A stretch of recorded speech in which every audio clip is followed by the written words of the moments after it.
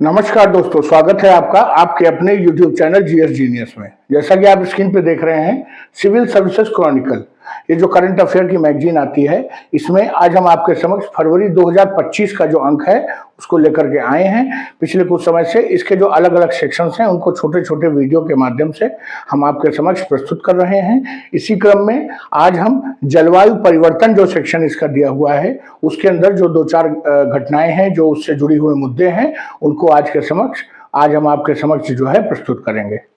तो चलिए मित्रों, इससे पहले कि जलवायु परिवर्तन पे दिसंबर माह में क्या क्या घटनाएं हुई, क्या क्या वो मुद्दे जो है लाइमलाइट में रहे, उनको हम देखना शुरू करें, इससे पहले हमारी आपसे रिक्वेस्ट है कि हमारे चैनल को सब्सक्राइब कर लीजिए, जिससे कि इसी प्रकार के जो उपयोगी वीडियो, परीक्षा उपयोगी वीडियो आपके पास समय समय से पहुंचते रहें। तो आइए चलिए मित्रों देखते हैं।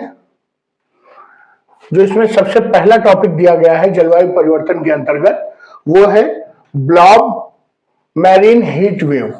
ये ब्लॉब नाम की जो एक मैरीन हीट वेव आई थी, उसके ऊपर जो है जो एक रिसर्च आई है उसको दिया गया है।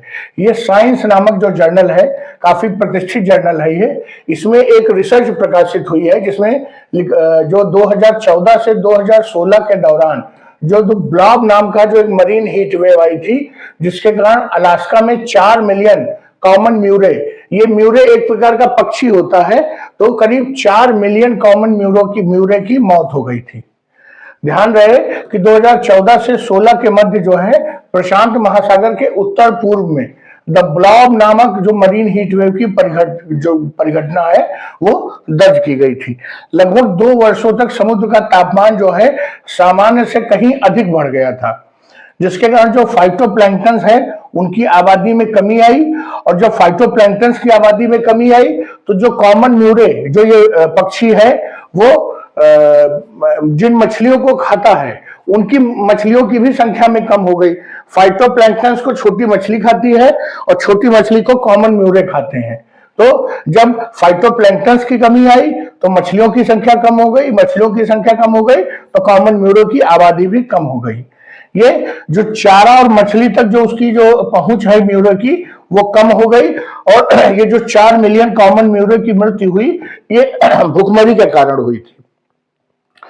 जो 2014 तक अलास्का में लगभग 8 मिलियन कॉमन म्यूरे थे, समझिए, और उसमें से 4 मिलियन खत्म हो गए, मतलब आबादी आधी हो गई। ये जो है टोटल दुनिया में जो म्यूरे पक्षी है उनकी 1/4 आबादी यहाँ अलास्का में रहती थी। और ये कॉमन म्यूरे जो है उत्तरी गोलार्ध में पाए जाने वाले एक समुद्री पक्षी है, और पेंगुइन की तरह उनके पंख काले और सफेद होते हैं, लंबी पतली नुकीली चोंच होती है। और ये मरीन हीट वेव क्या होती है? यह एक ऐसी घटना है जिसके कारण समुद्र के पानी का तापमान सामान्य से अधिक हो जाता है, और यह स्थिति कई दिनों तक, कई हफ्तों, कई महीनों, या इस केस में देखिए 2 वर्ष तक ये जो है स्थिर बनी रही। इसके कारण जिस क्षेत्र में ये मरीन हीट वेव आती है उस क्षेत्र का परिस्थितिकी तंत्र और जलवायु पर जो है अत्यंत बुरा प्रभाव पड़ता है। ये क्यों जो है ये जो हीट वेव है, मरीन हीट वेव, ये आती क्यों है? तो ये ग्रीन हाउस गैसेस के कारण आती है। अगर कभी प्रश्न आता है तो ग्रीन हाउस गैसेस कौन सी हैं, तो पहला ऑप्शन है CO2 और दूसरी गैस जो महत्वपूर्ण है वो है मीथेन। इसके कारण जो है महासागरों का तापमान बढ़ जाता है, और अल नीनो जैसे जो जलवायु चक्र समुद्री तापमान, उसके कारण भी बढ़ता है, अल नीनो के कारण। और ये जब तापमान में वृद्धि होती है तो इसी को जो है हम मरीन हीट वेव कहते हैं। अगला जो महत्वपूर्ण पॉइंट है वो है आर्कटिक टुंड्रा द्वारा कार्बन उत्सर्जन। हाल ही में national oceanic and atmospheric administration द्वारा किए गए अध्ययन में पाया गया कि आर्कटिक टुंड्रा कार्बन डाइऑक्साइड और मीथेन जैसे ग्रीन हाउस गैसों को उत्सर्जन करने का स्रोत बन गया है। जो अभी तक नहीं होता था आर्कटिक में, वो अब जो है ग्रीन हाउस गैसेस वहां से रिलीज हो रही हैं। ग्रीन हाउस गैसेस के रिलीज होने के कारण वहां जो आर्कटिक जो क्षेत्र है वो भी जो है ग्लोबल वार्मिंग को जो है कंट्रीब्यूट करने लगा है। सामान्य परिस्थिति में जो कार्बन डाइऑक्साइड को जो है प्रकाश संश्लेषण के द्वारा जो है पौधे अवशोषित कर लेते हैं और अपघटन के द्वारा वापस छोड़ देते हैं, जिसमें कि ऑक्सीजन रिलीज कर देते हैं। लेकिन जो आर्कटिक टुंड्रा है वहां पर अत्यधिक ठंड जो है अपघटन को धीमा कर देती है, जिससे पौधे और जानवर परमाफ्रॉस्ट में जमे रहते हैं। कहने का तात्पर्य है कि नॉर्मल प्रक्रिया में जो पौधे हैं वो कार्बन डाइऑक्साइड लेते हैं, ऑक्सीजन रिलीज कर देते हैं, ये सूर्य के जो प्रकाश है उसकी उपस्थिति में होता है। लेकिन अब इस समय जो वहां पर ठंडक जमी हुई है, लगातार वहां ठंड रहती है, जिसके कारण प्रकाश संश्लेषण की जो प्रक्रिया है वो धीमी हो जाती है और वो कार्बन डाइऑक्साइड को ऑक्सीजन में कन्वर्ट नहीं कर पाते हैं। वर्तमान में आर्कटिक क्षेत्र में 1.6 ट्रिलियन मीट्रिक टन से ज्यादा कार्बन संग्रहित करने की क्षमता है। यह क्षेत्र वैश्विक कार्बन चक्र के लिए अत्यंत महत्वपूर्ण है और वैश्विक औसत की तुलना में यह क्षेत्र जो है 4 गुना तेजी से गर्म हो रहा है। अब जब ये परमाफ्रॉस्ट मतलब परमानेंट जो बर्फ है वो जब पिघलेगी तो मिट्टी के सूक्ष्म जीव सक्रिय हो जाएंगे जो कार्बन डाइऑक्साइड और मीथेन रिलीज करेंगे, जिसके कारण ग्रीन हाउस इफेक्ट में वृद्धि होगी और धरती का तापमान और तेजी से बढ़ेगा। इसके अतिरिक्त जो वनाग्नि है, आप देखो जगह जगह जंगलों में आग लग रही है और पूरे पूरे मास बर्निंग के केसेस आ रहे हैं। अभी यूएसए में आपने देखा था। इसके कारण जो आर्कटिक परिस्थिति तंत्र है उसमें परिवर्तन में हो रहा है।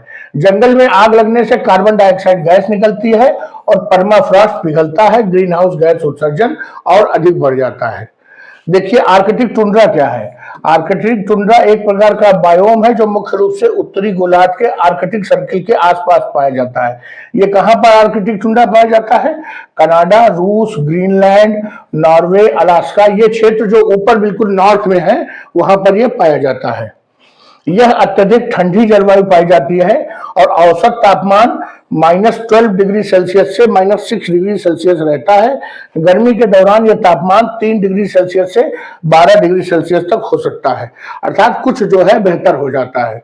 यहाँ पर जो वार्षिक वर्षा है वो 150 से 250 मिलीमीटर के आसपास होती है, लेकिन पानी के रूप में न होकर के ये बर्फ और ओस के रूप में जो है गिरती है। यहाँ के जीव जंतु ठंडी जलवायु में रहने के लिए अनुकूलित होते हैं, जिसमें आर्कटिक लोमड़ी, बर्फीला भालू, हिरन, लंबी पूंछ वाले पक्षी, समुद्री जीव, सील वायरस यहाँ पर पाए जाते हैं। ये परमाफ्रॉस्ट क्या होता है? ये एक प्रकार की मिट्टी होती है जिसमें बर्फ भी मिली होती है। इस मिट्टी में पोषक तत्व कम होते हैं और ठंड के कारण पेड़ की जड़ें हैं वो काफी गहराई तक नहीं जा पाती, क्योंकि मिट्टी बड़ी हार्ड होती है। स्थानीय और वैश्विक जलवायु जो अगर परमाफ्रॉस्ट पिघल जाएगा तो जो यहाँ की स्थानीय जलवायु है और पारिस्थितिकी तंत्र है वो बहुत बुरी तरह से प्रभावित होगा। अगला पॉइंट हम देखते हैं, आर्कटिक में बर्फ रहित दिन। आप जानते हैं आर्कटिक में साल के 12 महीना 365 दिन जो है बर्फ जमी रहती है। तो ये जो नेचर कम्युनिकेशन जर्नल में एक रिसर्च प्रकाशित हुई है उसमें कहा गया है कि 2030 या उससे भी पहले आर्कटिक में एक ऐसा दिन भी आ सकता है जब वहां बर्फ नहीं रहेगी। अध्ययन में 2023 से 2100 तक जो है वर्ष 2100 तक आर्कटिक समुद्र बर्फ जो डेंसिटी है उसमें जलवायु परिवर्तन अनुकरण करने के लिए 11 जलवायु मॉडलों का उपयोग किया गया है। अध्ययन में पता चला है आर्कटिक का पहला बर्फ रहित दिन अपरिहार्य और अपरिवर्तनीय है। जिस हिसाब से ग्लोबल वार्मिंग हो रही है ये तो पक्का है कि आर्कटिक की पूरी बर्फ एक दिन पिघल जाएगी। चाहे मनुष्य ग्रीन हाउस गैस उत्सर्जन को कितना भी बदल ले, इतना डैमेज ऑलरेडी हो चुका है कि अब उसे रोका नहीं जा सकता है। ये जो पहला बर्फ रहित दिन है ये अगले 7 से 20 वर्षों के भीतर देखा जाएगा। अगर मनुष्य जो है अपने ग्रीन हाउस गैस उत्सर्जन में भारी कटौती कर ले तो भी ये 11 से 53 दिनों के बीच जो है ये समय रहेगा और 11 से 53 दिनों के बीच ऐसी स्थिति रहेगी कि जब आर्कटिक में कोई भी बर्फ नहीं रहेगी। ये जो आर्कटिक महासागर है जिसकी हम बात कर रहे हैं, ये जो है पृथ्वी के उत्तरी ध्रुव के आसपास का जो क्षेत्र है उसको आर्कटिक महासागर कहते हैं और इसका एक बहुत बड़ा हिस्सा साल के 12 महीने बर्फ से ढका रहता है और दुनिया के जलवायु संतुलन और पारिस्थितिकी तंत्र के लिए अत्यधिक महत्वपूर्ण है। जो महासागर की बर्फ है उसको समुद्री बर्फ कहते हैं और ये बर्फ समुद्र के खारे पानी के जमने से बनती है। जो आर्कटिक महासागर की बर्फ है वो सूर्य की किरणों को रिफ्लेक्ट कर देती है, जिससे धरती का तापमान संतुलित रहता है। इसी को एल्बिडो इफेक्ट कहते हैं। जो बर्फ है वो जितनी भी सूर्य की रोशनी बर्फ पे पड़ती है वो लगभग अधिकांश जो है उसको रिफ्लेक्ट करके वापस भेज देता है और धरती का तापमान गर्म नहीं होने पाता है।